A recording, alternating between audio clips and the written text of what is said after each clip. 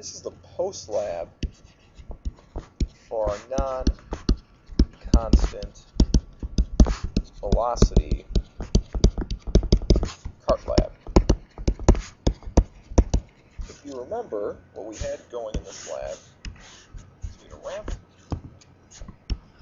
with a cart going down it and changing velocity.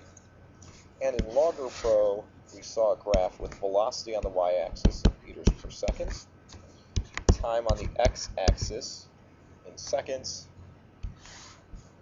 and a linear relationship. Our y-intercept was initial velocity.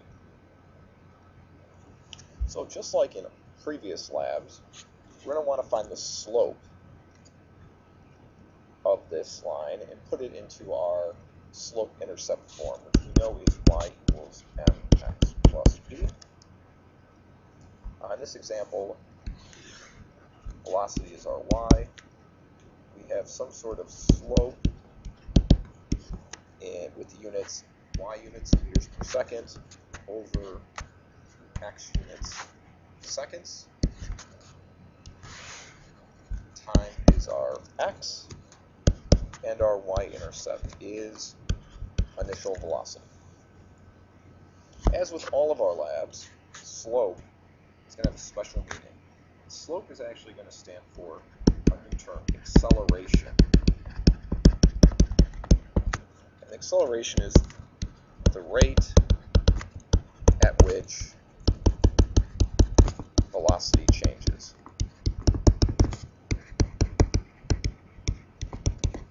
So our final equation will look like this. Well, final velocity equals acceleration times time plus initial velocity. That's your first equation involving acceleration. There will be three others, and those three others don't come up as quickly as this one based on slope-intercept form. So we're going to have a couple of slides and a couple of math derivations that hopefully you'll be able to follow along with. So we're going to start back with our graph. We have velocity in meters per second. We have time in seconds. We have our initial velocity intercept. And we know already our starting acceleration equation. Velocity equals acceleration times time plus initial velocity. This had to do with the slope.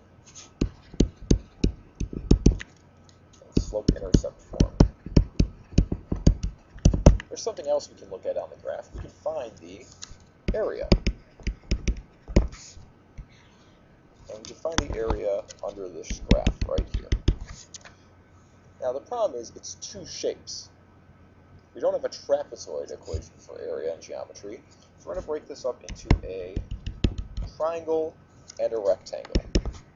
So triangle plus rectangle. If I could draw a rectangle, that would help.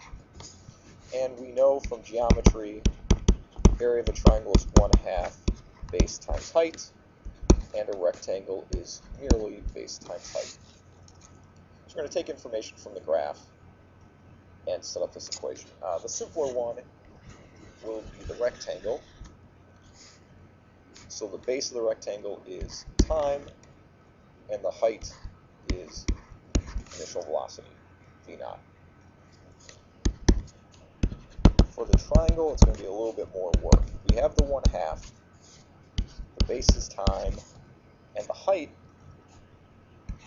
that height is right here. That's actually your final velocity minus your initial velocity, the difference of the two. So now we have a big equation to look at. Now, a couple of things before we work this out. The area is going to have a special meaning.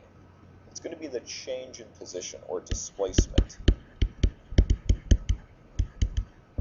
And we know that from last unit, that variable is delta x. And we're going to distribute. So we have 1/2 vt minus 1/2 VOT plus VO t. If we look at this, we can simplify that piece right there. 1/2 VOT plus VOT.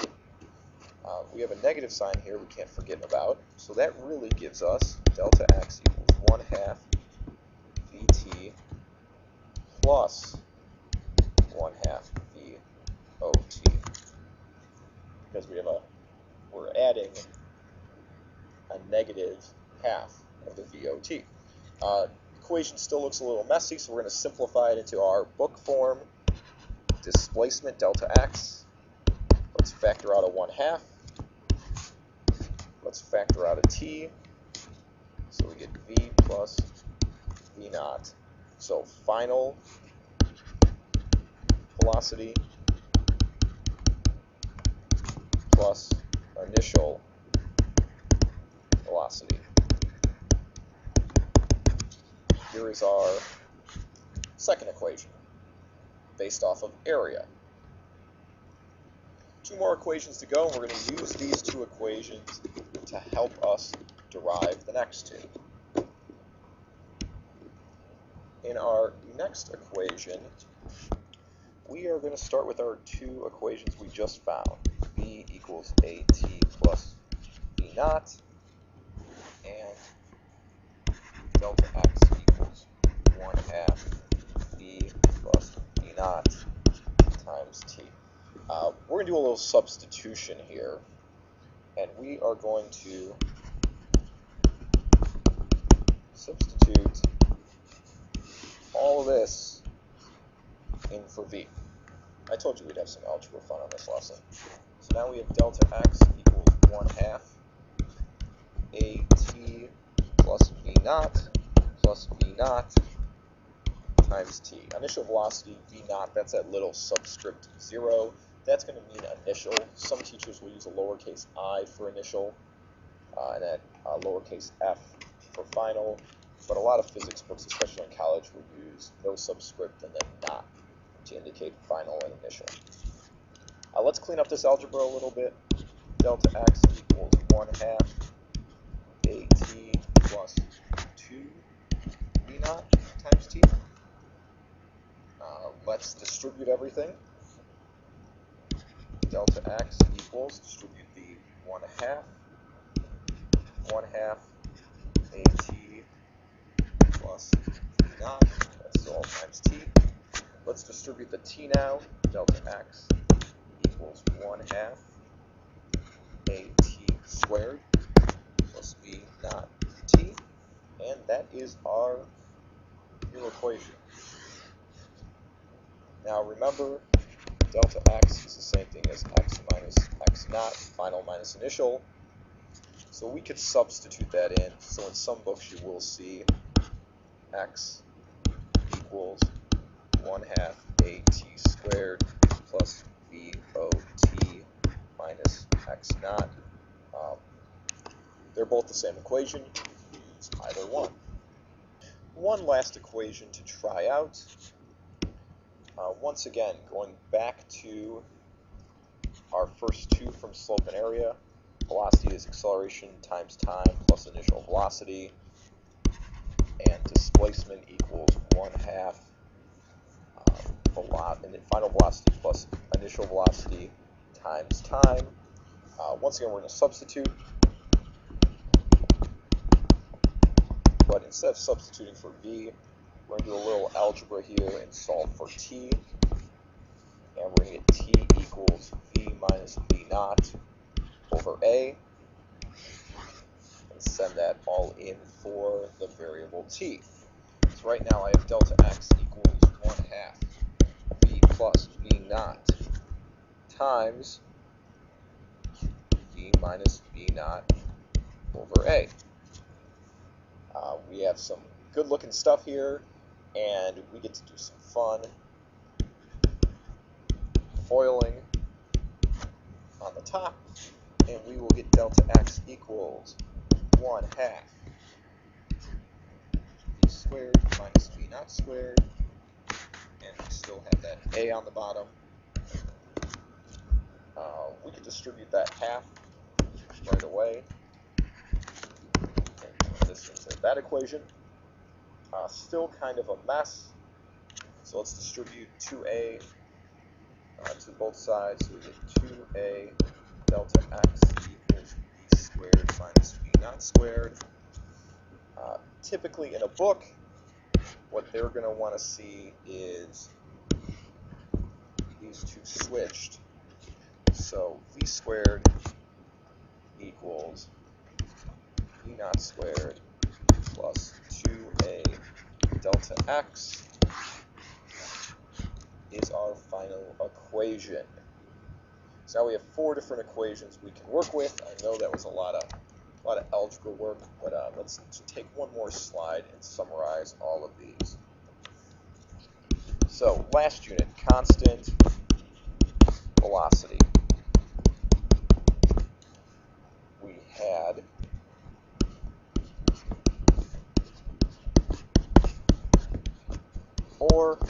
had those were our equations. From our new lab, we have 4 new ones. We have final velocity is acceleration times time plus initial velocity. Displacement or change of position equals 1/2 final velocity plus initial velocity times time. We have displacement equals 1/2 acceleration times time squared plus initial velocity times time. And we have final velocity squared equals initial velocity squared plus 2 times acceleration times change in position. Those are our new equations for right now. Remember,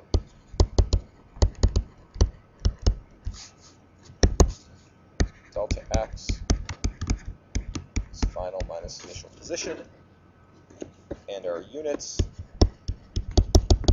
will be position, time, velocity, and acceleration. Position is x, time is t, velocity is v, acceleration is a. Your typical units will be meters, seconds, meters per second, and meters per second, or meters per second squared. Either option works. If you need some more help, you can always go to your teacher or go to one of the science tutoring sessions. Hopefully this was helpful.